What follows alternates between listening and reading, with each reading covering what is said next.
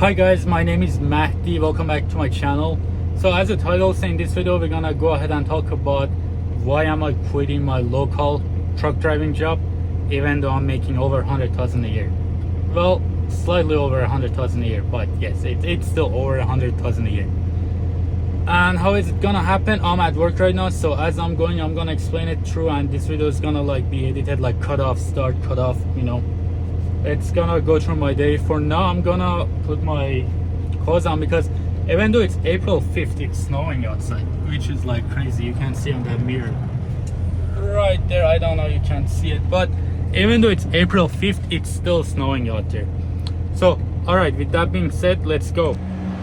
Okay, welcome to the great state of Idaho. As you can see, it's April 5th and it's still snowing behind me. I hope you guys can hear me good. Okay, so what do I do for a living? I drive this truck. It's a milk truck. What do you need to get in here? You obviously need a tanker endorsement and a double triple. Before it's too late, let's go on top. And the way it works is basically you pull up to your dairy and then connect your ports and load up to the trailer.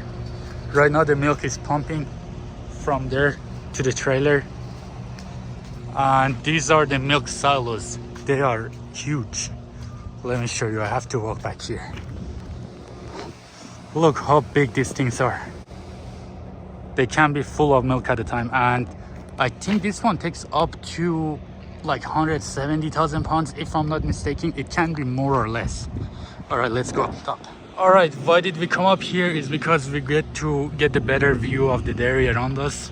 No, just kidding. It's because we have to make sure that we don't overfill the milk. And we are almost there, almost full. And since it's cold, it's usually a lot of cows here, but since it's cold now, they are all gathered up over there under the roof. All right, why do we now want to overfill the milk is because it's gonna cost you $5 an hour. So let's say right now I make $27.50 an hour. Let's say I spill that milk, my paycheck for the 2 weeks gonna be, I'm gonna lose my safety bonus, which is they only gonna pay me $22.50 an hour because I'm instantly losing $5 an hour. And here is it. We are almost full. Okay, it looks like we are almost full in here. So what we have to do is we have to go and move it up to the front trailer. Okay, now that we filled up the pump, we're gonna go ahead and close it up, put it back together, and put our sails on. And we got about 25 minutes until the front one, the front trailer loads up. Let's go do that. Okay, so we put our sails on every opening on a truck, on a trailer. And the reason we put them on is to make sure that obviously nobody gets into our milk tank before we take it to the factory. And depending on where I'm gonna deliver this, they might reject my load if I don't have its sails on. So it's very important to look at the numbers, put the numbers on, and put it on. And the thing is, no matter how the weather condition is, we always have to come pick up the milk. Even though if it's freezing cold outside, if it's 3 feet of snow outside, which it doesn't happen obviously, we have to come get the milk. Even we had blizzards many times this winter, we always have to chain up and then come get the milk because they can never stop milking the cows, because I don't know why, don't ask me why. They have to milk the cows. That's mean the silo is gonna get filled up and somebody needs to come pick them up no matter what the weather condition is. And as you can see, these dairies are in the middle of nowhere. So they're surrounded by farm away from a city in the middle of, driver facing camera. I don't like it, but it's a company policy.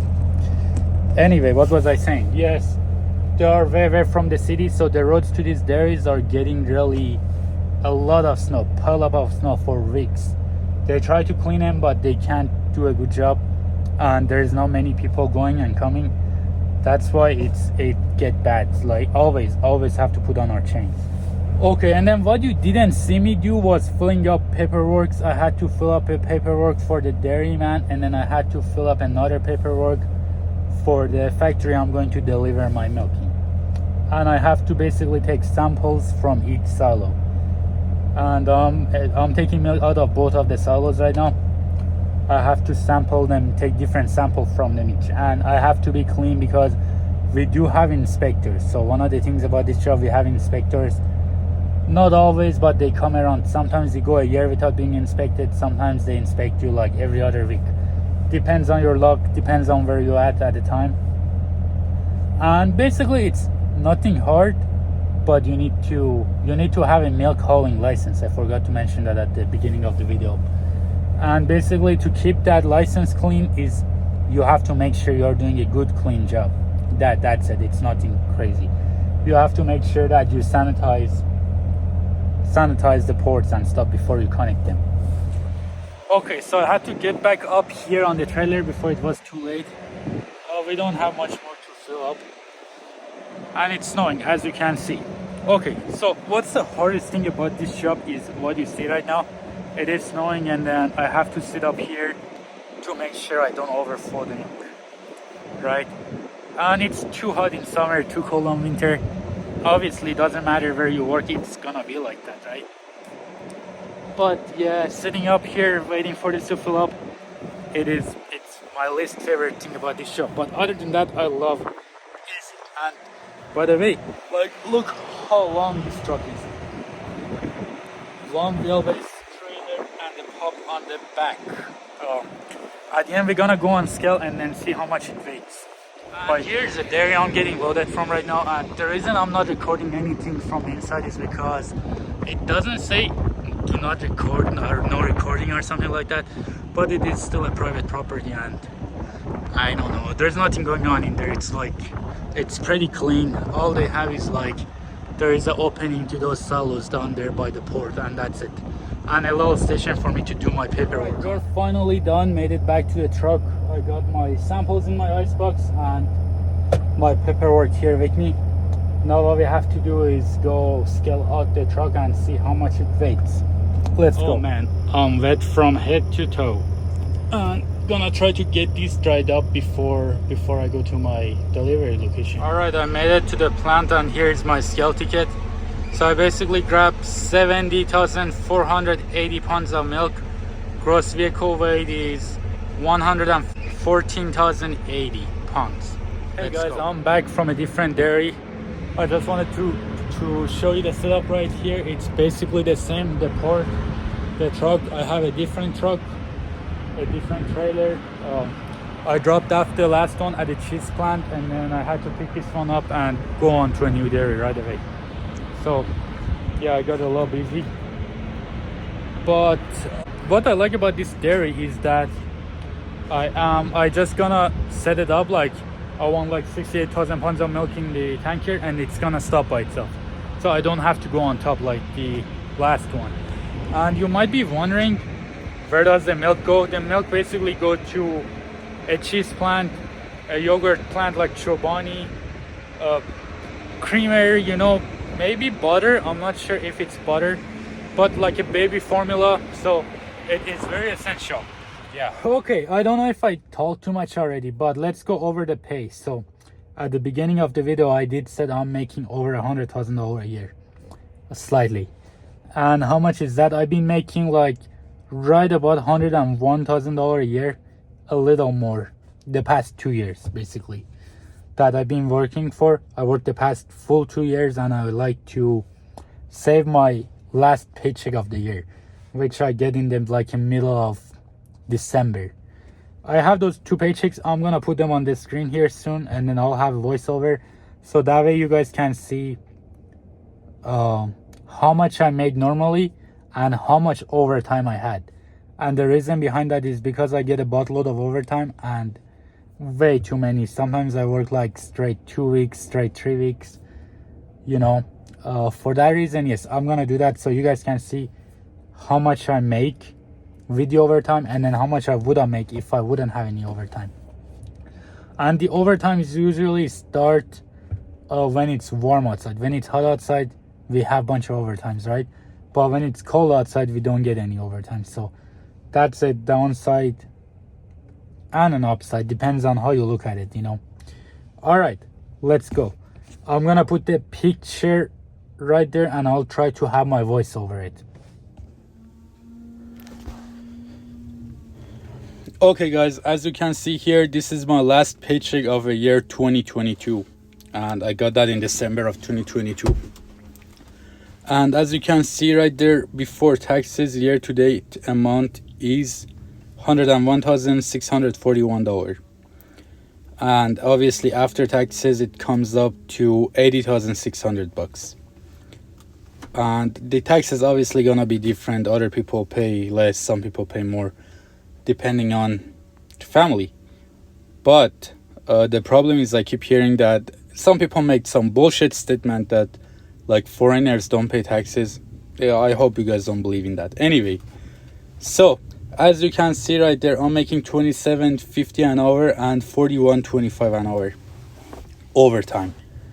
And as you can see right there, I made $70,000 in regular pay and $28,000 in overtime. And the reason behind that is I do, as I said, I get buttload of overtimes. I try to work my ass off just so I can make more money, right? And if you do work like me, this is the money you'll make. And this is a 22.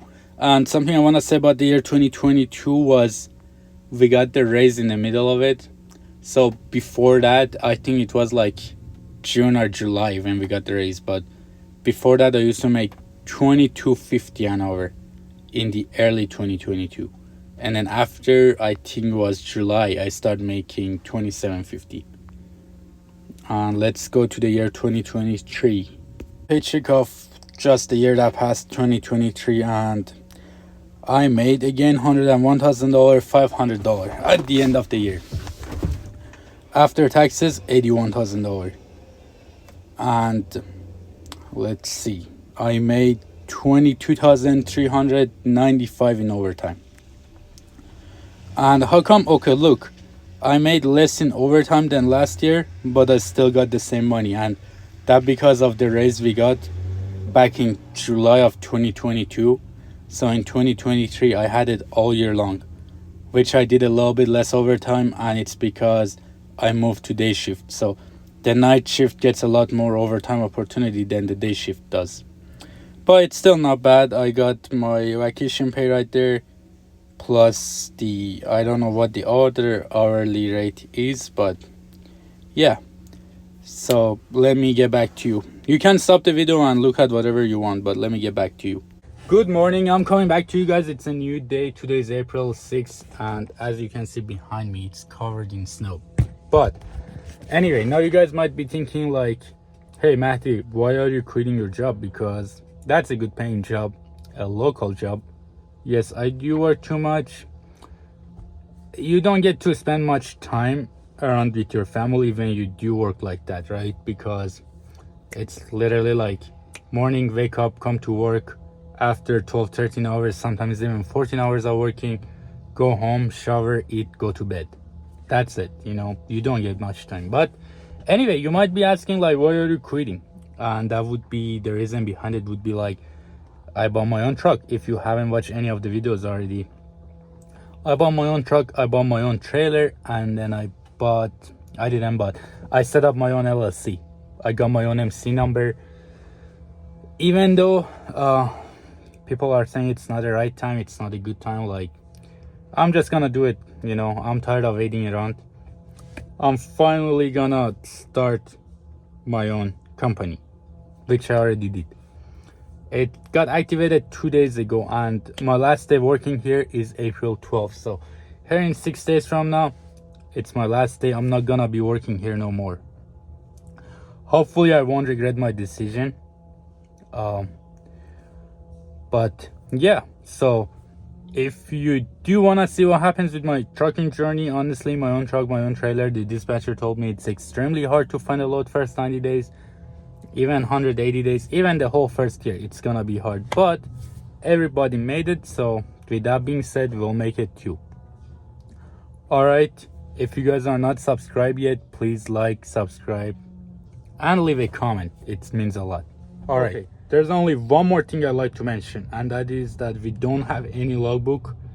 And the reason behind it is we don't go any farther than 150 air miles from the dairies to the plant, or from the plant to the dairies. That was number one. Number two, that milk haulers don't have any hours of service regulation. What does that mean? That means I can work 12, 13, 14, even 15 hours a day at some points. And with that being said, even a week I don't have to stop at 70 hours a week. Me personally, the most I worked was 95 hours a week. Not always, not every week. Once in a while. That was the most I ever worked. I think it was back in 2022. I usually average out, like summertime I can work at as much as like 84, 85 hours a week, you know. And obviously it's optional because I do want to do that. It's not like I'm being forced to. Okay, and that was it. See you guys later. Please do like and subscribe and leave a comment. Peace.